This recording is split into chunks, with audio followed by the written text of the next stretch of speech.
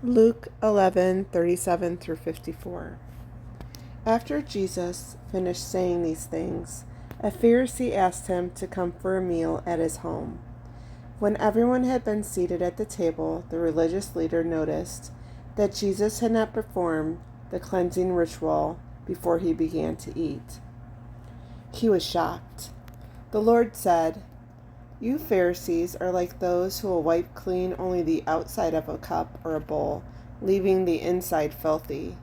You are foolish to ignore the greed and wickedness within you. Shouldn't the one who cleans the outside also clean the inside?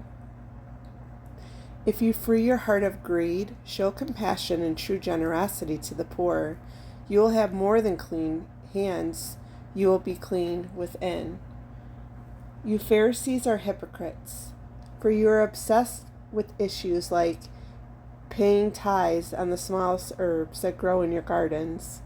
Of course, these matters you should do, but when you unjustly cheat others, you ignore the most important duty of all, to walk in the love of God. Readjust your values and place first things first. You hypocrites, you love to be honored before others with titles of respect, seeking public recognition, aspiring to be seen more important than others. You Pharisees, what hypocrites! Your true character is hidden like an unmarked grave that hides the corruption inside, defiling all who come in contact with you. Just then, a specialist in interpreting religious law blurted out, "Teacher, don't you realize that your words insult us?"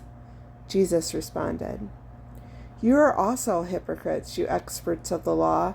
You crush people beneath the burden of obeying impossible religious regulations, yet you would never even think of doing them yourselves. What hypocrites! You build monuments to honor the prophets of old, yet it was your murdering ancestors who killed them.